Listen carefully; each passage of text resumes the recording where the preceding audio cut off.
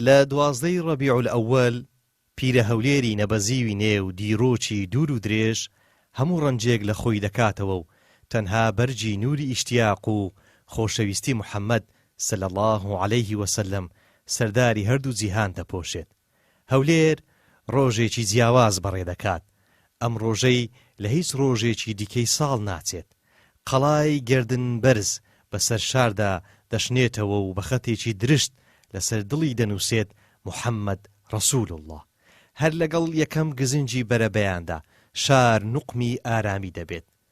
کاتێک تیشی زیوینی ڕۆژ هێدی دڵی شار گەرم دەکات و ژیان بە کوچە و کۆڵانەکاندا ڕێدەکات، دەنگێکی تژی لە سۆز لە مزگەوتەکانەوە بەرز دەبێتەوە لە هەموو کوچەیەکی شاردا و هەر لەو سەرەتای ڕۆژەوە بۆ خوردی مەولودی نەبەوی دەڕژێ و گەورە و بچووک، پیر و لاو، ژن و منداڵ، پێش زار شیرینی لە دایکبوونی پێغەمبەری خودا درود و سەلامی خوای لەسەر بێت بە ڕوح و دڵ دەچێژن.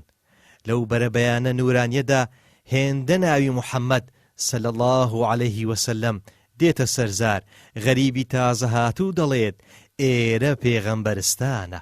لەو سوبحە پڕ لە تەجەلای حوب و ئیمانەدا بە چاوی سەر و خۆشی دڵ مرۆڤ جوانتر لە مانای وەڕەفەعنا لەکە ذیکڕەک تێدەگات و قوڵ قوڵ دەچێتە نێو مەغزا و مانای پەیام و بەڵێنی ئیلاهی بۆ بەرز ڕاگرتنی ناو و یادی محەممەد.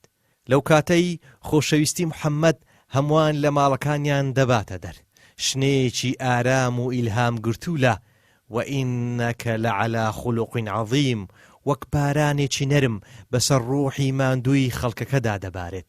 ئەم نەسیمە ئیمانیە گەرد و تۆزی سەردڵەکان ڕادەماڵێت و دەیکاتە شوێنی بەخشین و تەمەنای شەفاعەتی شەفیع. لە باغی شاردا پیرە پیاوێکی نورانی دڵنەرم لەگەڵ دەنجی پڕ لە هەستی مەولود خوێندندا لەگەڵ سەدای بڵندی یا ڕەسوول اللهدا هۆن هۆن فرمێشکی خۆشەویستی دەڕێژێت و ڕدێنی چەرمووی دەشواتەوە. تازەلاوێکی تەمەن خونچەیی سینجی پڕ کردووە لە خۆشەویستی و بەڵێنی وەفا و پابەندی بە ڕێبازی خۆشەویست بە ڕوح واژوو دەکات.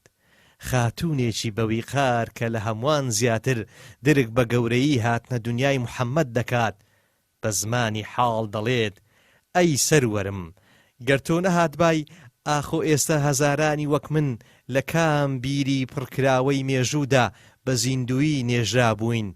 بەخێر هاتی نووری هەمیشە داگیرساو، بەخێر هاتی ڕزگار هێن و پەیامبەری ئازادی و ڕێز و ڕەوشت.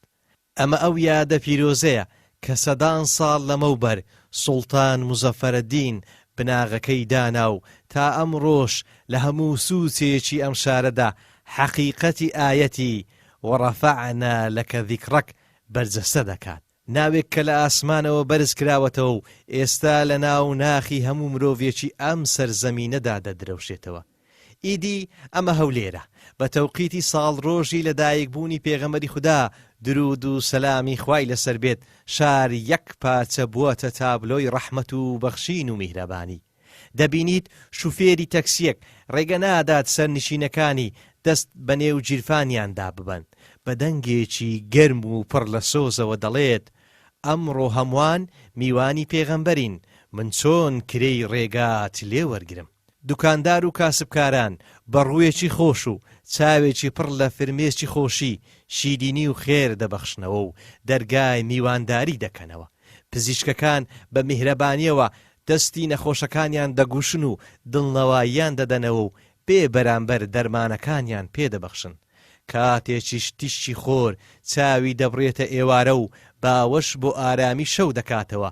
هەولێر دووبارە دەبێتەوە چیرۆکێکی گەرم و زیندوی ئیمان و شەقام و کوچە و کۆڵانەکانی دەبن بە چراخان، شارێک کە هەر کەس پێیدا تێپەڕێت هەست بە ئارامیەکی قوڵ دەکات و لە ناخەوە دەڵێت سڵاوت لێبێ ئەی پێغەمبەری خودا، ئەی ئەو زاتە مەزنەی ناوی بەرزت ئەم شارەی کردە تابلۆی ئیمان و پەناگەی ڕەحمەت و میهرەبانی.